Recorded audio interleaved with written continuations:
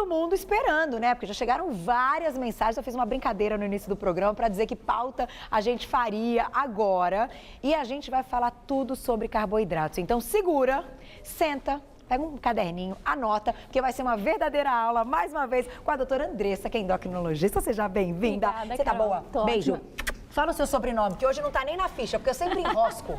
Heimbecher. Heimbecher. Doutora Andressa Heimbecher. Ai, que chique. Não, e hoje eu vim de jaleco. Não, você está maravilhosa. Você já deu aula? Você dá aula? Eu dou aula, normalmente eu dou aula. Que bacana. Hoje vocês me deram canetinhas. É bom, né? Não, hoje eu tô com poder, né? Então, tá hoje eu tô com poder. Porque, claro, a gente pensou nessa pauta e falar do carboidrato, mostrando o carboidrato, mostrando o alimento, talvez a gente já tenha feito isso e não tenha dado um resultado tão bacana. Então, eu acho que a sua aula, com certeza, vai contribuir. Vamos começar, então. Começar. Eu vou deixar minhas fichas aqui, daqui a pouco eu vou pegar Twitter e vamos colocar na tela. Vou pedir pra você usar o azul ou a preta, que são as melhores, A gente tá? já testou até o contraste já. É?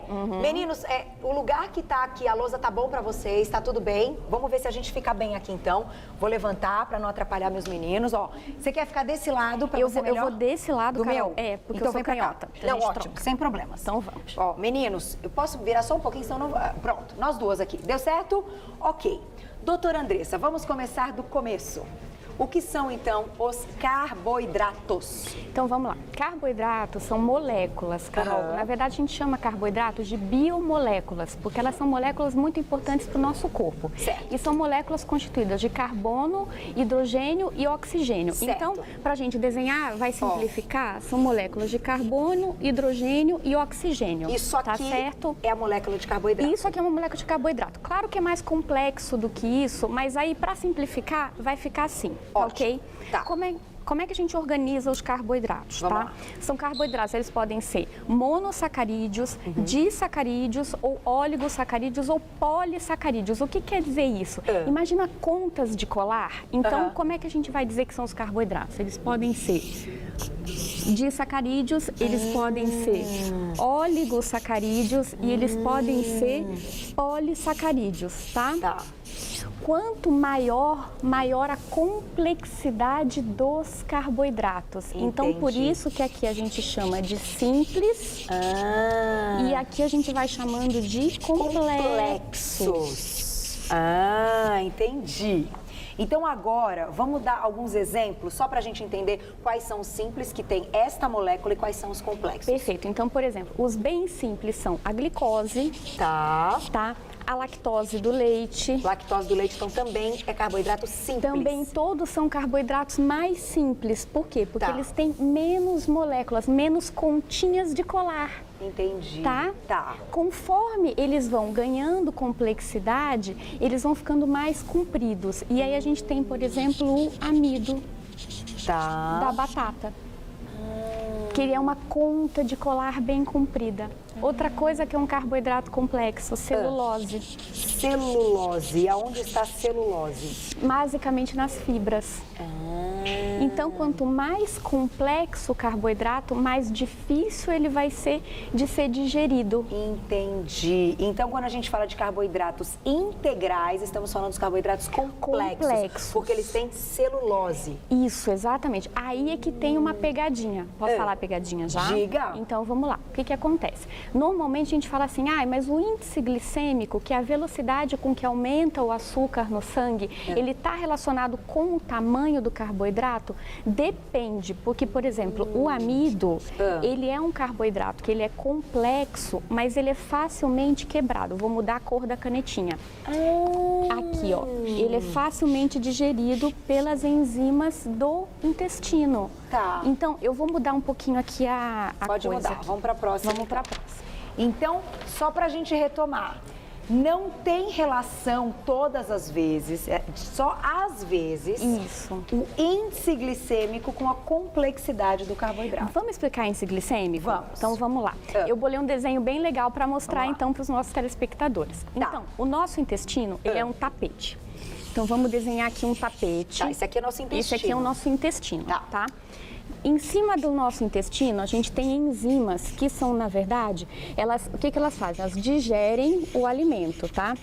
Então, chegou essa conta de colar grandona aqui, que é um carboidrato complexo. Eu vou imaginar que é uma batata. Uma batata. Uma batata, tá? comi a batata. Um amido aqui, tá?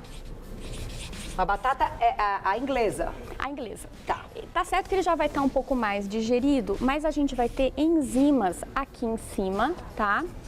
E enzimas aqui nesse intestino que elas vão fazer o quê? Elas vão quebrar essas contas de colar. Como se estourasse esse colar. Para essas bolinhas entrarem aqui. Perfeito, essas bolinhas elas vão entrar. Geralmente essas bolinhas são o quê, Carol? Glicose. Que é CHO. Tá? Carboidrato. Entendi. O carboidrato mais comum que a gente tem, glicose. Tá. Quando a glicose cai na corrente sanguínea, isso aqui é um vaso sanguíneo, tá?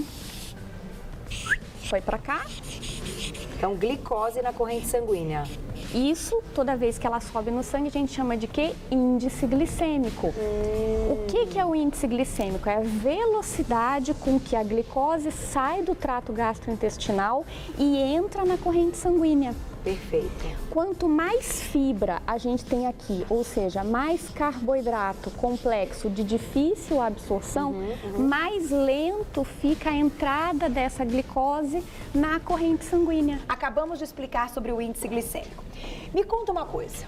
Por que quando a gente fala que um alimento com alto índice glicêmico, ou seja, que ele vai para a corrente sanguínea, né, a glicose, rapidamente, isso tem relação com engordar? Aonde está a relação?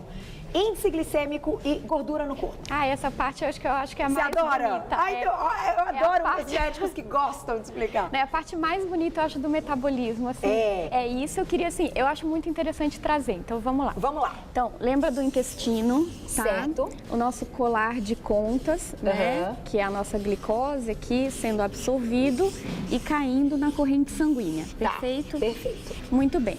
Para onde vai essa glicose da corrente sanguínea, Carol? Ela vai ser distribuída nas células do nosso corpo. Isso aqui são as células, tá? Tá.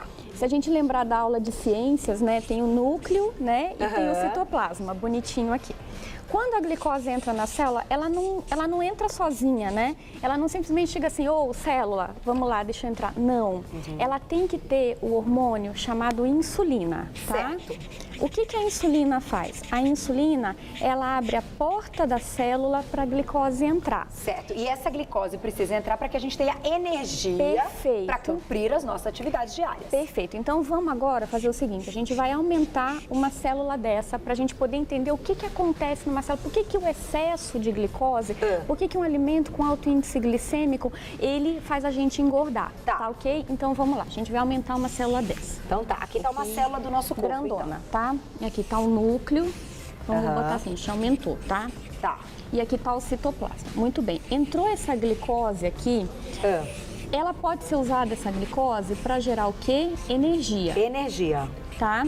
Tá. Só que quando essa glicose está em excesso, a célula tem um mecanismo que desvia essa glicose para ela formar uma coisa chamada ácidos graxos livres, que no final das contas vão formar o quê? Famosa gordura. Gordura. Então, deixa eu ver se eu entendi. Quando a glicose entra em excesso e muito rapidamente, isso, ela preenche o que tem que preencher e sobra. Perfeito. O que sobrou vai para outro lugar. Perfeito. Ou seja, o pão vem pra cá, o outro pão vem pra cá. Perfeito. Isso? Isso, vai pra célula de gordura. Então não tem dúvida mais. Agora, então aqui a gente tem... Simone veio ver, todo mundo veio ver. Vocês entenderam o que acontece? Aqui eu tô desenhando as células de gordura, tá? É por isso que assim, comer uma massa de farinha branca... É isso que acontece. Tá. E pode acontecer uma outra coisa. A glicose que sobra no sangue, ela pode ir pro fígado. Tá. E aí ela pode virar um colar de glicose dentro do nosso fígado. Que eu acho que a gente já deve... Isso aqui eu tentando desenhar o fígado. Que eu acho que a gente já deve ter ouvido falar, que chama glicogênio.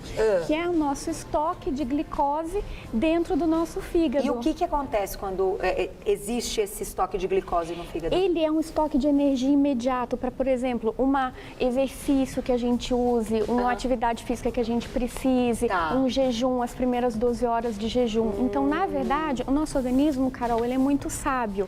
Ele, quando entra uma glicose, ele usa para repor esse estoque imediato, que é o glicogênio do fígado, mas também ele transforma no pãozinho lateral aqui. Então, tá totalmente explicado por que o índice glicêmico alto tem relação com o estoque de gordura. Exato. É isso. E agora, Já desenhei tudo. doutora Andressa Estivallosa pronta pra gente entender. Não sei se os meninos vão fechar daqui a pouquinho. Muita calma. Deixei uma pergunta importante. A gente sabe que existem várias fontes de carboidratos, já falamos isso no programa várias vezes.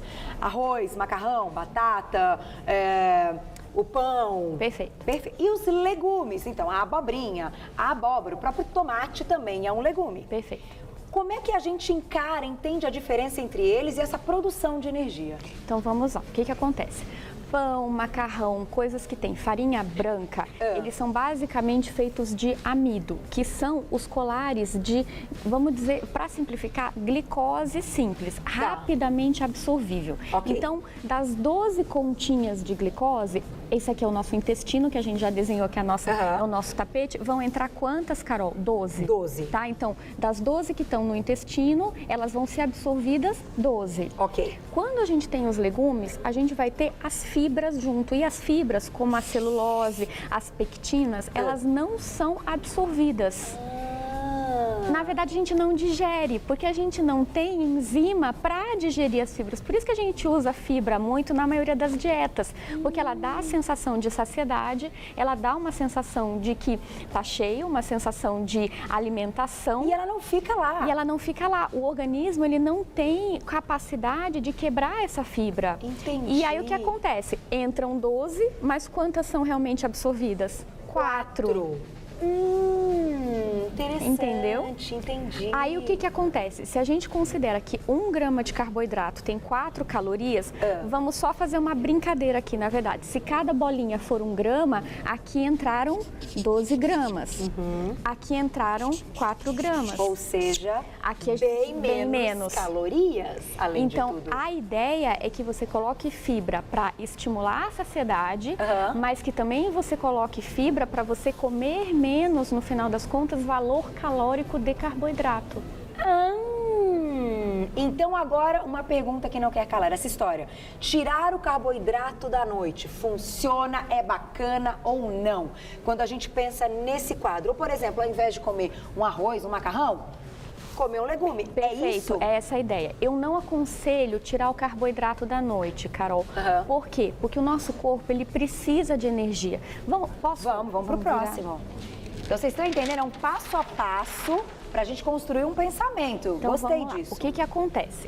Quando a gente começa, a gente tem de manhã cedo. Então, manhã, tá? Almoço e noite.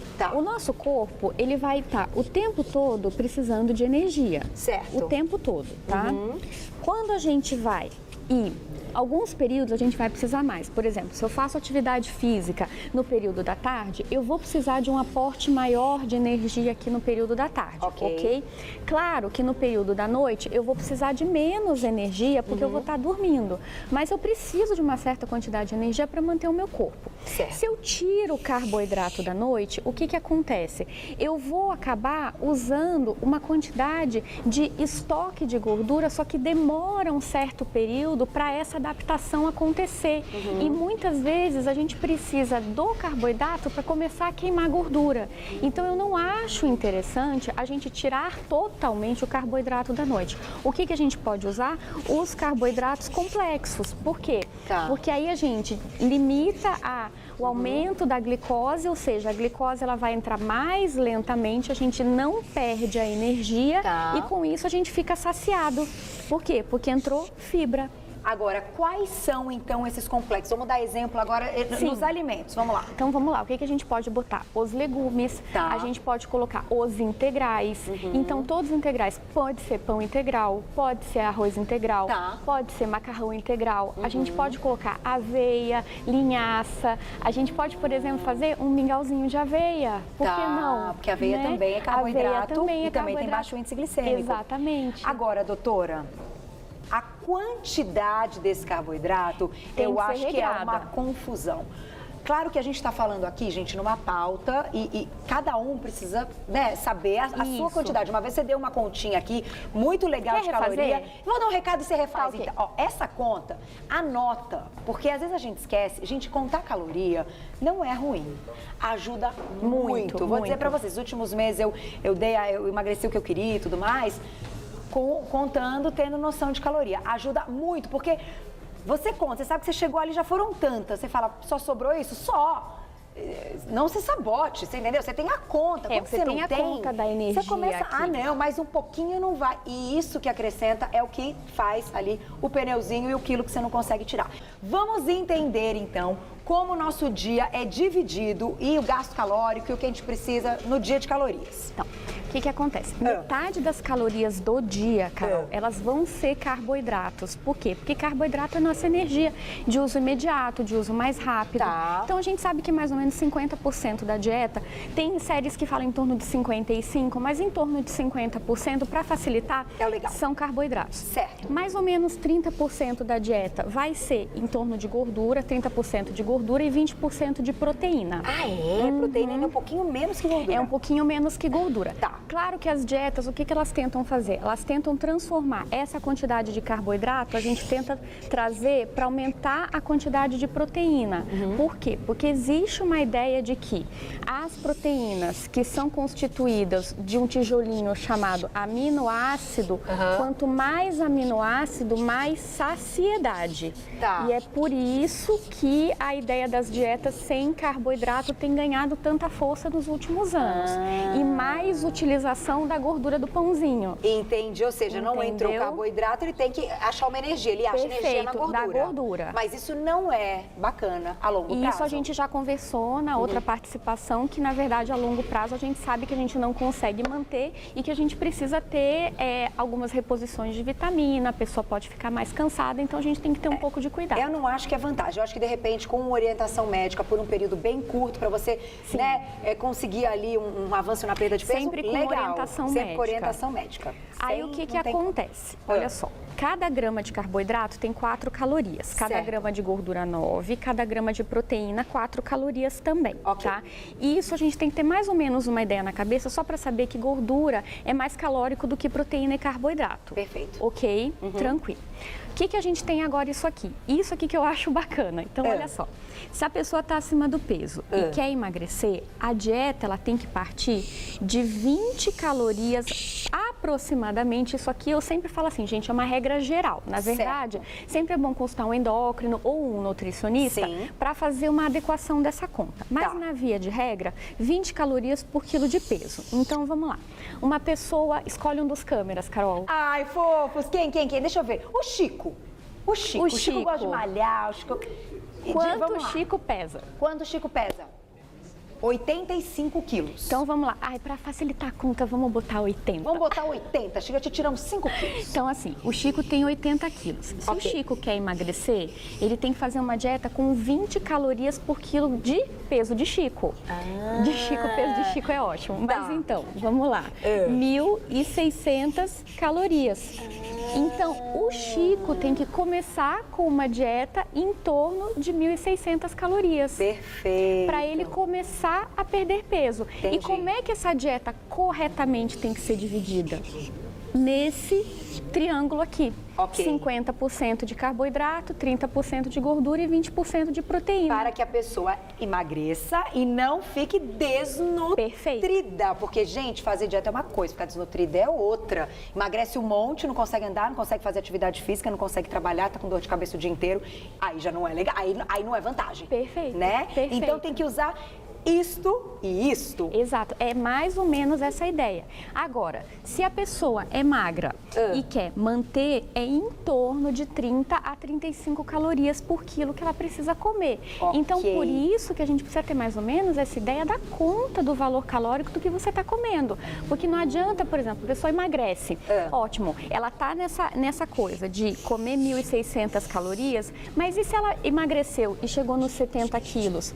Quanto ela vai precisar comer para manter? Ela não vai precisar comer 1.400 calorias, ela vai precisar comer 2.100. Ela vai aumentar um pouquinho, porque ela chegou... Exato. No peso que ela queria, ela vai começar a entrar numa dieta de manutenção. E é aí que o erro acontece. Porque a grande maioria das pessoas, ela volta a comer o que ela comia antes. E aí nós temos o quê? Efeito sanfona. E isso faz mal para a saúde, né? Perfeito. Aproveitando que a gente citou o efeito sanfona, por que isso é tão prejudicial? Porque o que acontece? Posso virar? Pode. Vamos aproveitar tirando tudo. Você entendeu, Evaí? Se você compreendeu tudo, Lilzinha? Prestou atenção? Tá tudo Entenderam? certo? Tudo certo? Então, vamos lá. Quando a gente emagrece, normalmente, o que acontece? A gente tem 2 componentes no nosso corpo básico, tá? Tá. Massa magra e massa de tecido adiposo, massa gorda. Ok. Quando a gente emagrece, a gente perde massa magra, mas a gente também perde um pouco, perdão, a gente perde massa gorda e a gente também perde um pouco de massa magra, ok? Quando a gente engorda, o que acontece, Carol? O que a gente engorda? Ah, e só ganha massa gorda e não ganha Perfeito. massa magra. A gente só ganha massa gorda. Entendi. E aí o que acontece? Da onde que depende o nosso metabolismo? O que gera calor, o que gera energia? A massa magra. Perfeito. E aí gera um fenômeno que é chamado de, vamos botar o nome aqui, Sim, não é, errei. sarcobesidade. Sarcobesidade. O que quer dizer este lindo nomezinho? Que a pessoa emagrece massa gorda e massa magra e quando ela engorda massa gorda. E aí o metabolismo dela fica lá embaixo e ela fica cheia de massa gorda. Olha só, e isso acontece muito. Por isso Muito. que o efeito sanfona é tão ruim. Entendi. Porque aí fica aquela pessoa que ela fica cheinha, vamos desenhar uma pessoa cheinha, tá? E ela tem mais ou menos 40 a 50% de gordura, mas ela tem uma taxa metabólica em torno de 1.100 calorias por dia. Que é muito pouco. Que é muito pouco. Entendi. E como é que a gente faz? Como é que a gente muda isso?